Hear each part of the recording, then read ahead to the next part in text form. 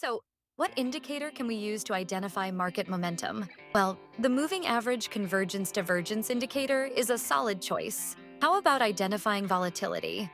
For that, we can use Bollinger Bands to gauge market volatility. Now, what about trends? What's a good indicator for spotting market trends? A great option is the Vidya indicator, which I've covered in a previous video. But imagine this. What if there was one single indicator that combined all three, momentum, volatility, and trend, into a unified system? Sounds amazing, right? Well, you don't have to imagine anymore because the Dynamic Price Oscillator, DPO, by Zierman does exactly that. It's a technical indicator that gives you insights into market momentum, volatility, and trend strength. In this video, I'll break down everything you need to know about the DPO and how to use it in your trading. Let's dive in. To get started, head over to TradingView, the platform I'll be using in this tutorial. If you don't already have an account, there's a sign-up link in the video description. Once you're set up, load any trading security and time frame of your choice. For this example, I'll use the 15-minute chart for GBP/JPY. Next, click on Indicators, search for Dynamic Price Oscillator, and select the one by Zierman. Now, you might be wondering, what exactly is the DPO? It's a tool designed to provide insights into market momentum, volatility, and trend strength.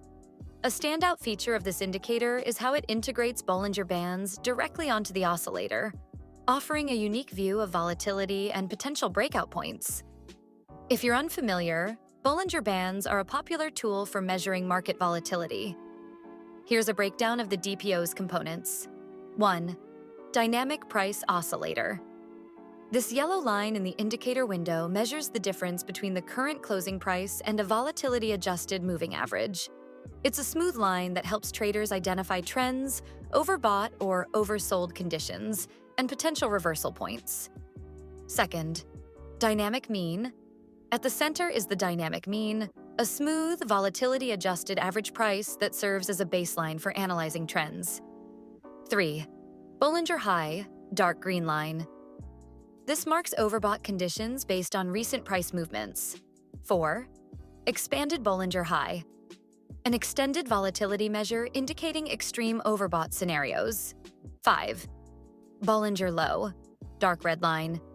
This highlights oversold conditions. 6.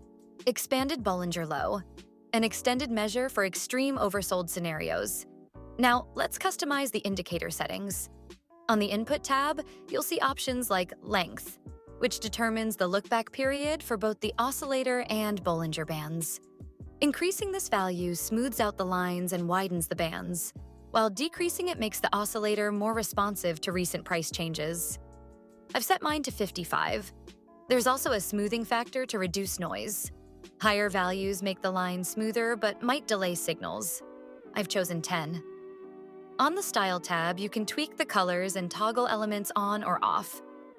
I've changed the Dynamic Price Oscillator to white for better visibility. Using this indicator for trading involves 3 methodologies: momentum, volatility, and trend. Let's start with momentum. I'll explain with an example of a long position.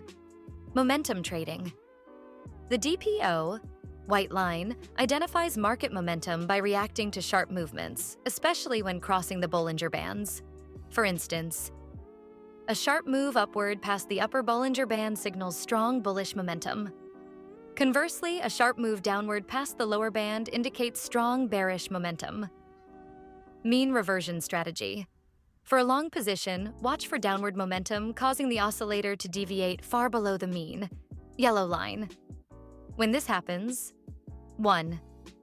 Wait for a market structure shift, price breaking and closing above the most recent swing high. 2.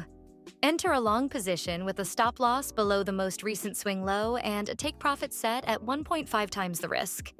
You can reverse these conditions for a short position.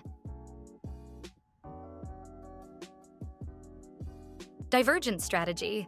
To go long, wait for the oscillator to move below the lower Bollinger Band, then rise while the price creates a lower low. This forms bullish divergence. Confirm your entry when the price breaks and closes above the most recent swing high.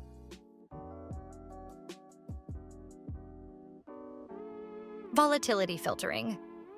The DPO also helps filter trades based on market volatility. Narrow Bollinger Bands signal low volatility.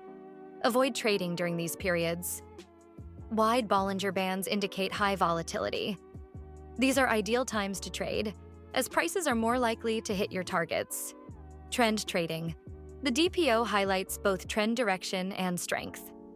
A bullish trend is indicated when the oscillator is above the mean.